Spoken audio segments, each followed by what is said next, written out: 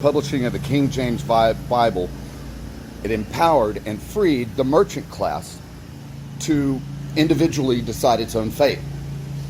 And, to be their own judge and jury, so to speak, because you no longer had the Catholic Church telling you what to do. When you can cherry pick your way to a solution and manipulate the Bible to justify it doing whatever you want, that's what you had. So we saw the rise of the merchant class, and that's what we've got in America. Our nation was founded by a bunch of merchants, essentially, that didn't like the taxes.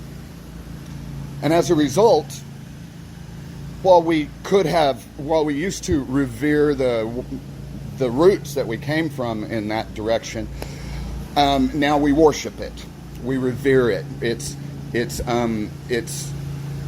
way more overblown. It's replaced God. Money has replaced God because the merchant class is the rulers. So if you think in medieval times, it's the end of the evolution of the French Revolution.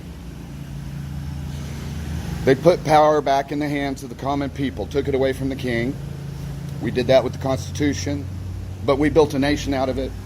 France built a nation out of it. And eventually, we used money and economic power to build might, to make right, and take over the world. That's what European culture did. And yet, having took over the world, essentially, we chose to stop once we gained all that power and not keep going. Essentially creating the American empire. Eventually, that's what we have today, is the American empire in place of the East India Empire. But it's very carefully worded and shaded and kept out of the news and things like that, apart from a very few select people who are dedicated to exposing things around the world like that the average American never hears a word of it, never thinks about it, therefore never takes responsibility for it. When we do hear about it, it's always that some situation is threatening your comfort. Or safety, rather. It's always about threatening your safety so that you can have the kind of protests we've seen from evangelicals in our country. The monarchies, which is what we had, I believe, with the Magna Carta. This all created an end to the overall kings. And that's one thing that we're so proud of, because we got rid of that inherent royalty. But now they just turned that inherent royalty into a set of ideas with a little bit of truth in them, enough to make it sound good. And the rest of the burrito is filled with bullshit to advantage them or their cronies, whoever they are. Now, there's a time to relax rules for business and trade. There's governance. That's leading. And then there's looting. And if we start paying attention, we can really tell the difference. But when they change the language to cover up their own misdeeds, that's why we use the language of manipulation in society today, is because it can cover up any misdeed. All you got to do is lie about it. Tell a new story about it. And as long as you don't lie to the only entity is a government entity, nothing else is sacred. Nothing else is sacred. The only person you can get in trouble lying to is the authorities. If I'm a citizen, I can lie to a cop, I'll be in trouble. If I lie to Congress, I'll be in trouble. All the way up. But you get a politician and he can lie to a cop and won't damn thing happen. But then if he gets in, and he can lie when he's in his chair all the time. But if somebody lies to him, there's the crime. And, you just can't call every politician a duck and just throw water at them and expect anything to change. There are good politicians out there. There are good reasons for administration. There are good police out there. It's the same kind of stereotyping, and police defend, they use the arguments in defense, but not for offense. I think I slipped that thought. So if you're speaking defensively, you don't speak bad about anything, about the language of manipulation used, but then whenever you speak, when you're attacking somebody, it does. So even Jeff Bezos or Zuckerberg, whatever his name is, they go before Congress, and if they are caught in a lie, then they have to go through the judicial system for it. And what we're seeing in white-collar America is that money can buy you anything. You can get away with anything if you just have the right friends in the right places. And then, but that is cronyism. Manipulating the system to benefit yourself is looting. It's not leading. There are so many things that if people would pay attention to the basic meanings of right and wrong, and not what can we get away with and how can we get away with it, that's not an attitude from which to lead our nation. And don't get me wrong, even a broken clock is right twice a day. And I'm not saying throw the baby out with the bathwater, but we do need to break up the political systems that we have in place. And I believe the only way to do that is with a third political party.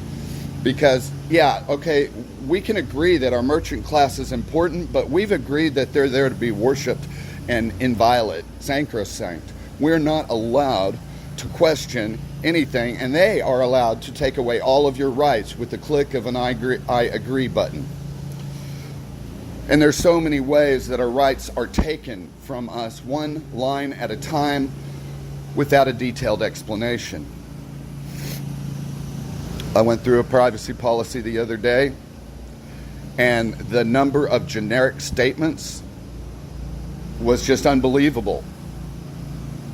We won't do anything with your privacy policy except for what we want to, what we can profit off, and what the law allows us to. And you don't have a right to say anything about that.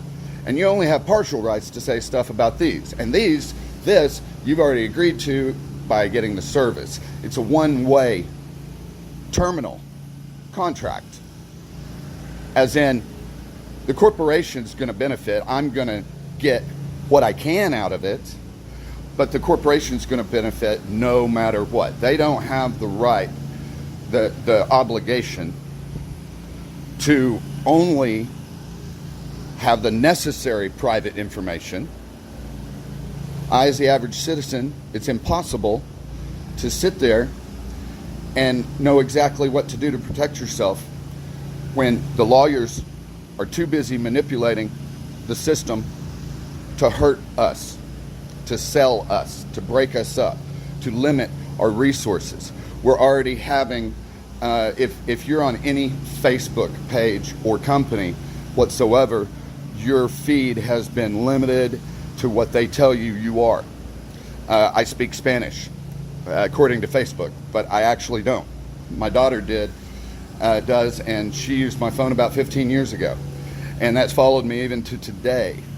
As soon as, just recently when they bought Instagram, that's what I was on. I don't use Facebook. It's too invasive. And, but now they bought Instagram, and so it's become invasive all over again. I get 5 times the ads, and I have to search through those and know what their handle is in order to see it. It took me 15 minutes just to find somebody that I followed as recently as June 17th. It was easier for me almost to drive an hour and a half to meet with him and come back in the same day than it was for me to find his Instagram account on my account. I'm denied any feeds. They've got a list of about 50, and that's all they give me. They'll occasionally throw something wild into the mix, but I have so many, it's not worth analyzing. But they've restricted anything that I'm allowed. I was originally using Instagram for. I don't want to go and search for, I'm not a person who searches for things. I just kind of browse and see what I like. I don't have time to dive into it. It's a little distraction, a little connection with people in different parts of the world for me. Oh, it was. Now I have one international person I'm following, and I don't know, maybe two. That's about it. Oh, sorry. Non-Euro. I get plenty from overseas white culture. And, that's a concern in and of itself. But the point is, I've noticed a distinct pattern. It's not anything that I can actually tell you what it is, but it's there. I know it's there. And, there's a big difference between AI opening up new horizons or building a box around you so you can only see in the direction they want you to. This isn't paranoia. This is actually what's going on right now. Test it. If you don't test your environment, how do you even know how free you are? If you were an animal in a cage, a sentient being in a cage, you're going to spend all your time trying to find a way out of that cage until you've convinced yourself that you can't get out. And then, if the environment changes, you're going to look again because there's nothing else to do but try to escape. And once you realize you can't escape, the same thing, that's how we run our prisons. The guards have guns, so you're not going to run.